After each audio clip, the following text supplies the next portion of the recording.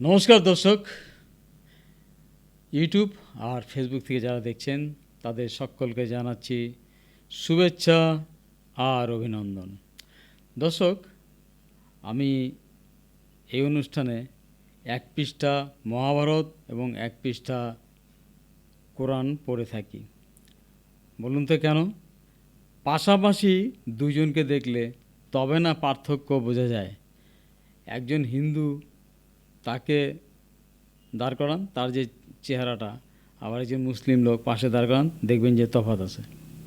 দুজনের সঙ্গে দুজনের তফাৎ। তার ধর্মগ্রন্থটা যেহেতু কিছু বলছে, কিছু বলতে চায়, তা দেখি কে কী বলতে চায়, কে কীভাবে শিক্ষা দিতে চায়। চলুন আমরা মহাভারত থেকে শুরু করে দিই। আমরা কিন্তু এখন ভীষ্মের জীবন কাহিনী পড়ছি এখানে, মানে আদি পর্বের মধ্যে। আচ্ছা, রাজপুত্র আপনি যাহা বলিলেন, আমার পক্ষে তাহার চেয়ে সৌভাগ্যের কথা কি হইতে পারে। মানে জেলে তো সাধারণ মানুষ, আর কোথায় রাজা, রাজার সঙ্গে বিয়ে হলে তো মেয়ে রানী হয়ে যাবে, সেই জন্য এই কথাটা বলল।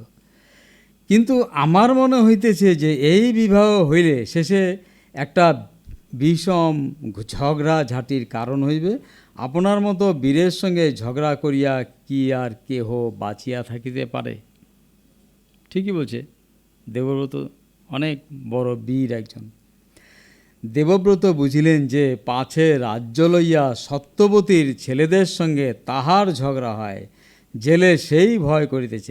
তিনি তখনই বলিলেন, আমার সঙ্গে আপনার নাতিদের ঝগড়া হইবার কোনো ভয় থাকিবে না, কারণ আমি এই প্রতিজ্ঞা করিতেছি যে আমি রাজ্য লইব না। দেবব্রত বলছেন, আমি রাজ্য নেব না, আপনার নাতি আমাদের রাজা হইবেন। ঠিক আছে, আপনার নাতি যদি হয়, সে নাতি হবে রাজা। জেলে বলিল, রাজপুত্র আপনি অতি মহাশয় লোক, মানে অতি ভালো লোক। আপনি যে আপনার কথা মতো কাজ করিবেন তাহা আমি বেশ বুঝিতে পারিতেছি, কিন্তু আপনার ছেলেরা তো এ কথা রাজি নাও হইতে পারেন। পয়েন্টের কথা কিন্তু। দেবব্রত বলিলেন, এই কিন্তু ভীষ্ম, দেবব্রত মানে ভীষ্ম ভবিষ্যতের। দেবব্রত বলিলেন, আমার যদি ছেলে না হয় তবে তো আর রাজ্য চাহিতে আসিবে না কেউ। আমি আবার প্রতিজ্ঞা করিতেছি যে আমি বিবাহই করিব না। লেঠা চুকে গেল আর কি।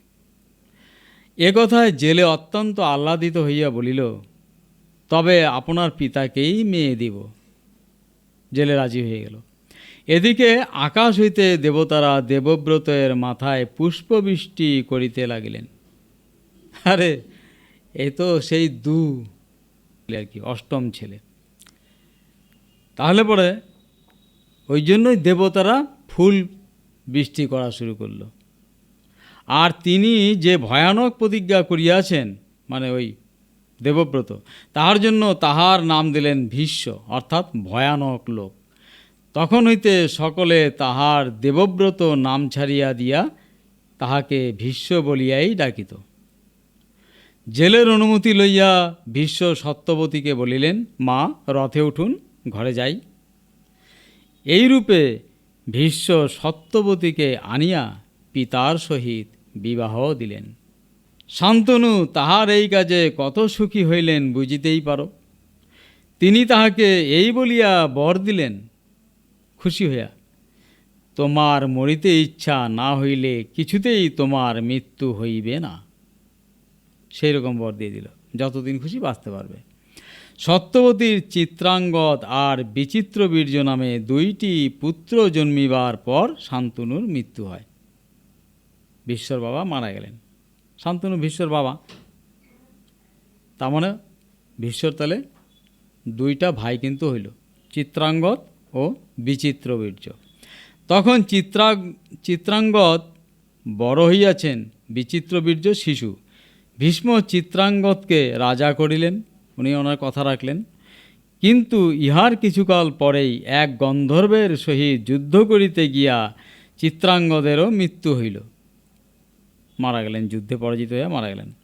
বিচিত্রবীর্যের তখনও রাজা হওয়ার বয়স হয় নাই, ভীষ্ম তাহার হইয়া রাজ্যের কাজ দেখিতে লাগিলেন। বিচিত্রবীর্যের হয়ে রাজ্যের কাজ দেখাতে লাগিলেন। ক্রমে বিচিত্রবীর্যের বিবাহর বয়স হইল, মানে বড় হইল।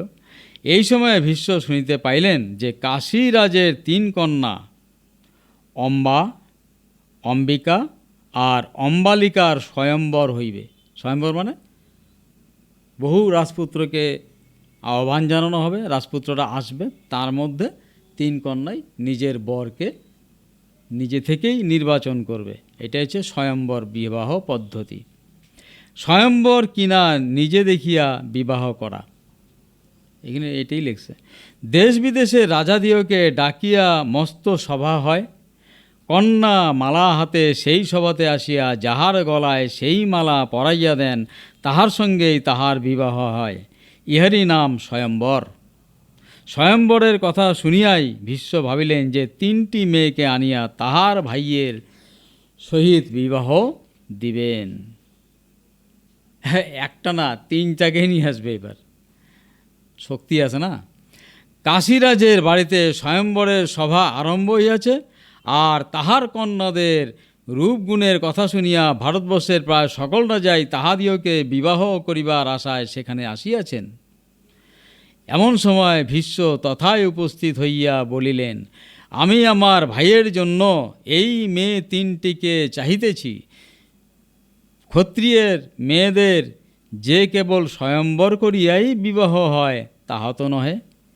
বিবাহ অনেক রকমেরই হইতে পারে, বিশেষ করে ক্ষত্রিয়দের, ওরা গায়ের জোর দেখাবে। তাহার মধ্যে জোর করিয়া মেয়ে লইয়া গিয়া বিবাহ দিতে পারিলেই লোকে খুব ভালো বলিয়া থাকে, মানে শক্তি আছে, প্রমাণ হয়ে গেল। সুতরাং এই দেখো, আমি জোর করিয়া মেয়ে লইয়া যাইতেছি, তোমরা পারো তো আমাকে আটকাও। তাহলে মহাভারতের গল্পটা এই পর্যন্তই রাখলাম। মানে ভীষ্ম নিজের কর্তব্যটা কিন্তু ঠিকঠাক পালন করতেছেন।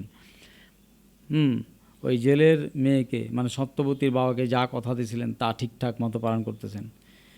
ওর ভাইদের দেখভাল করতেছেন, বিবাহ দিচ্ছেন, আবার রাজাও করবেন, ইত্যাদি ইত্যাদি। যাই হোক, আমরা এটা মহাভারতের সাইড পড়লাম, আশা করি বুঝতে পারলেন।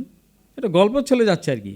মাঝখানে কিন্তু যুদ্ধটা লাগবে না, তার মাঝখানে অর্জুন যখন বলবে আমি যুদ্ধ করব না, তখন হবে ওই গীতার কাহিনী। মাঝখানে কিন্তু আমরা গীতাও পড়ে নেব, গেল এটা। এবার চলেন কোরআন শরীফ পড়ব। বলেন তো কেন পাশাপাশি পড়ছি? তোমাদের রূপটা বোঝা যাবে, এইটা কেমন রূপ, কীরকম শিক্ষা দিচ্ছে। নিজের কথা দিলে কথা রাখতে হয়, এটাই শিক্ষা। এই শিক্ষাই দিচ্ছে ভীষ্ম। নিজে একটা বড় কথা আছে, আপনে আচরি ধর্ম পরেরে শিখায়, উনি এইটাই করতেছে। এইবার চলুন আমরা কোরআন পড়ব। আচ্ছা, এটা পৃষ্ঠা নম্বর 9। আগে যে 8 নম্বর পৃষ্ঠা পড়ছিলাম। পরে যখন আমার পক্ষ হতে তোমাদের নিকট কোনো উপদেশ আসবে, তখন যারা মানবে আমার উপদেশ, তাদের কোনো ভয় ও চিন্তা থাকবে না। বাপরে, এ তো মোটামুটি আর কি গুন্ডাগিরি, কোনো যুক্তি নাই। ওনার কথা শুনলে কোনো ভয় টয় নাই, কিন্তু ওনার কথা না শুনলেই কী কয় জানে, এখনও ভোলে নাই বাংলাদেশের লোকেরা, কপালে শনি আছে, এই কথা আমরা যেটা বলি ওরা ওইটাই কয়। আর যারা কাফের, বাপরে, যারা বিধর্মী তাদেরকে নাম দেয় কাফের, এর অর্থটা জানি না, এবং মিথ্যা মনে করবে আমার আয়াতকে, কাফেররা মিথ্যা মনে করে আয়াতকে। আচ্ছা, যারা জাহান্নামী এবং সেখানে তারা চিরকাল থাকবে, মানে কথা না শুনলেই নরকে যাবে। মানে আমি যদি এরকম কথা বলি যে আমার কথা না শুনলেই একজন লোক নরকে যাবে, ওরে বাবা, আমার সামনের লোকটা কিন্তু ভয় পাইতেছে, ও ভাবতেছে আমি যদি বলে দিই নরকে যাবে, যাবে কেন নরকে। হে বনি ইসরাইল, আমার দেয়া নিয়ামত স্মরণ করো, আমার সাথে যে ওয়াদা করেছো তা পূরণ করো, তাহলে আমিও তোমাদের সঙ্গে তা পূরণ করব। আর কেবল আমাকেই ভয় করো। ওরে বাবা, পুরা মাস্তানি কথা, আমাকেই ভয় করো, কোনো কারণ নাই, আমাকে ভয় করতে হবে, মানে আল্লাহকেই বোঝায়। তোমরা ঈমান আনো তাতে যা নাজিল করেছি আর তার সমর্থনে যা আছে, আর তোমরাই প্রথম তা অস্বীকারী হও না, আর সামান্য মূল্যে আমার আয়াত বিক্রি করো না। অল্প মূল্যে না, অনেক মূল্য দিয়ে বিক্রি করতে হবে।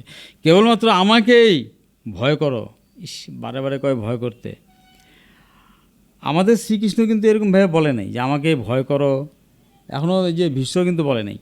আর মানে কেবলমাত্র ভীষ্মকে ভয় করতে বলতেছে না, আরও তো কেউ থাকতে পারে শক্তিশালী, তাকে ভয় করতে পারে।